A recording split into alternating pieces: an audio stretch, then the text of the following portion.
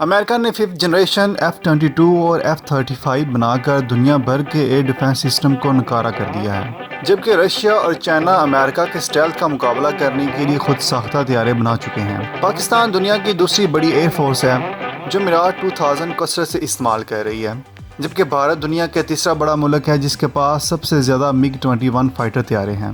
میراج اور MiG-21 دونوں اپنی سروسز پوری کر چکے ہیں۔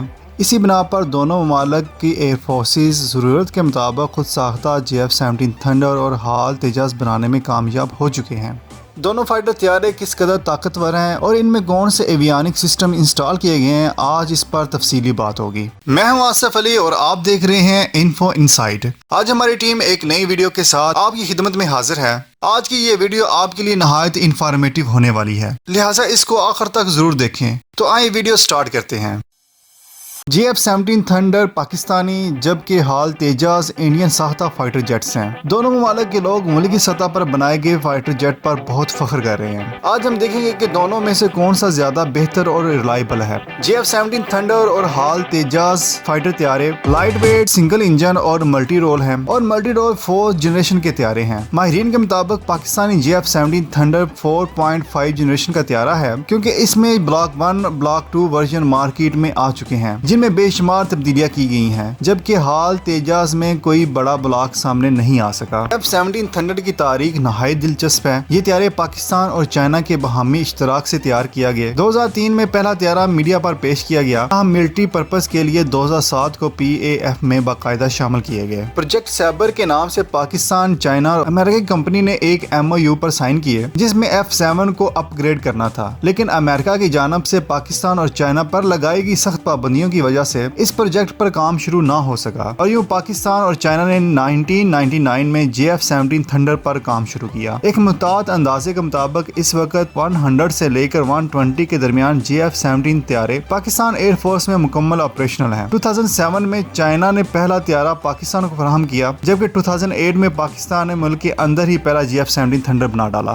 فروری 2010 میں 14 طیاروں پر مشتمل نمبر 26 اسکواڈرن کو بلیک اسپائڈر کا نام دے کر PAF میں آپریشنل کر دیا گیا۔ تمام مغربی ممالک پر ایک سوالیہ نشان چھوڑ گئی کہ کیسے کم وقت میں بہت ہی کم لاگت میں پاکستان نے JF-17 تھنڈر کو نہ صرف تیار کیا بلکہ مکمل آپریشنل بھی کیا۔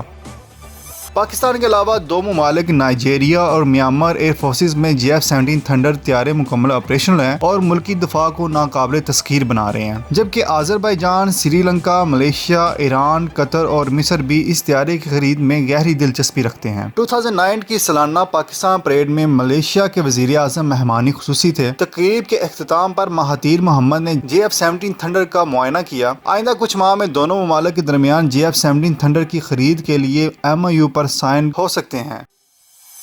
اگر آپ کو ہماری ویڈیو پسند آ رہی ہے تو انفو انسائٹ کو سبسکرائب کریں، بیل آئیکن کو دبائیں تاکہ ہماری ویڈیوز بر وقت آپ تک پہنچ سکیں۔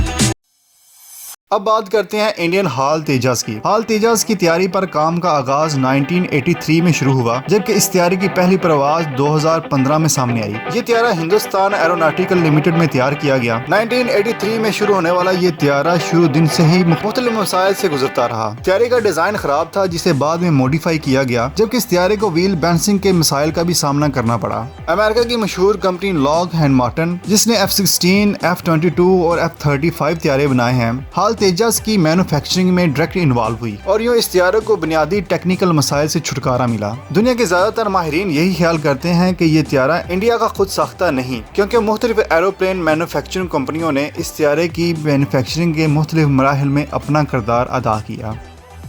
HAL تیجاس اس لحاظ سے بھی مختلف ہے کہ تیاری سے لے کر اب تک دنیا میں سب سے زیادہ ٹیسٹنگ فلائٹ اسی طیارے پر کی گئی ہیں، جو طیارے کی ناقص ریلائبلٹی کو ظاہر کرتی ہیں۔ 2016 میں انڈین ایئر فورس میں نمبر 45 اسکواڈرن فلائنگ ڈاگرز کے نام سے یہ طیارے شامل کیے گئے۔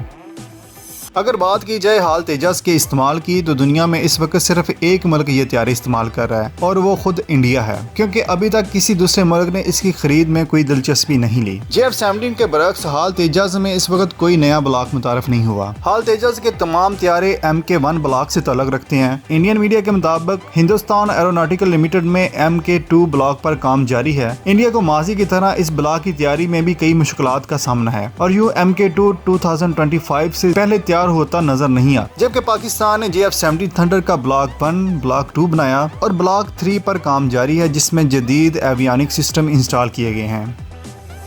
اب بات کرتے ہیں دونوں طیاروں کے آرکیٹیکچر کی۔ JF-17 تھنڈر کی لمبائی 14.93 میٹر ہے، جبکہ حال تیجاز کی لمبائی 13.20 میٹر ہے۔ JF-17 تھنڈر کے پروں کا سائز 9.48 میٹر ہے، جبکہ حال تیجاز کے پروں کی چوڑائی 18.39 میٹر ہے۔ اگر بات کی جائے اونچائی کی، JF-17 تھنڈر کی اونچائی 4.72 میٹر ہے، جبکہ حال تیجاز کی اونچائی 4.40 میٹر ہے۔ JF-17 تھنڈر آن ٹیک زیادہ سے زیادہ 29,750 پاؤنڈ کا وزن لے کر اڑ سکتا ہے، جبکہ حال تیجاز 29,000 پاؤنڈ وزن اٹھا سکتا ہے۔ JF-17 تھنڈر کی میکسیمم سپیڈ میک 1.6 ہے۔ اگر دوران پرواز فیول ٹینکس کو گرا دیا جائے تو یہ سپیڈ میک 1.1 تک بڑھ سکتی ہے، جبکہ حال تیجاز کی سپیڈ بھی میک 1.6 ہے۔ JF-17 تھنڈر زیادہ سے زیادہ 15,500 میٹر کی بلندی تک اڑ سکتا ہے، جبکہ حال تیجاز صرف 14 سے 15,000 میٹر کی اونچائی تک ہی اڑ سکتا ہے۔ JF-17 تھنڈر کی آپریشن رینج 2352 کلومیٹر ہے، جبکہ حال تیجاز کے اندر یہ صلاحیت موجود نہیں ہے۔ 1750 کلومیٹر تک ہی آپریشن کرنے کی صلاحیت رکھتا ہے۔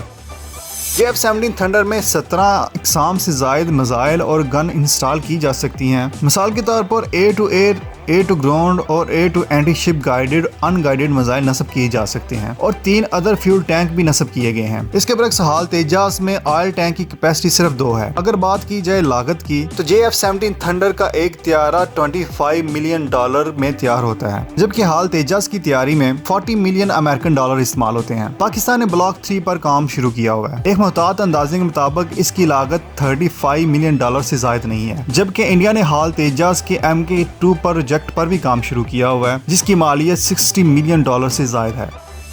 اگر ان تمام پوائنٹس کا بخوبی جائزہ لیا جائے تو یہ بات سمجھ میں آتی ہے کہ سائز اور آپریشن خصوصیات کے لحاظ سے JF-17 تھنڈر حال تیجاز سے بہت بہتر ہے۔ اس وقت پاکستان میں کئی اسکواڈرن میں آپریشنل ہیں، جبکہ حال تیجاز کا صرف ایک اسکواڈرن انڈین ایئر فورس میں شامل ہو سکا ہے۔ 2009 اور 2010 کے آپریشن راہ نجات میں پاکستان ایئر فورس نے JF-17 تھنڈر کو استعمال کیا، جبکہ حال تیجاز ابھی تک کسی وار کنڈیشن میں استعمال نہیں ہو سکا۔ JF-17 تھنڈر کی اوور ہالنگ پر بھی کام شروع کر دیا گیا ہے۔ اس کی مثال میں آپ کو دیتا ہوں کہ اگر آپ کوئی نئی گاڑی خریدتے ہیں تو چلنے کے کچھ ہی عرصے بعد اس کو سروس کی ضرورت پڑتی ہے۔ اسی طرح JF-17 تھنڈر کو بھی سروس کی ضرورت پڑ گئی ہے، جس سے یہ صاف ظاہر ہے کہ یہ طیارے کس قدر پاکستان ایئر فورس میں آپریشنل ہیں اور کتنے زیادہ استعمال ہو رہے ہیں، جبکہ حال تیجاز کا کوئی بھی طیارہ اوور ہالنگ کے پروسیس سے نہیں گزرا۔ آپ حال تیجاز کے بارے میں مزید کیا جانتے ہیں؟ کمنٹ سیکشن میں اپنی رائے کا اظہار ضرور کریں۔ بہت جلد ایک نئی ویڈیو کے ساتھ ملیں گے، تب تک اپنا خیال رکھیے گا۔ اللہ حافظ۔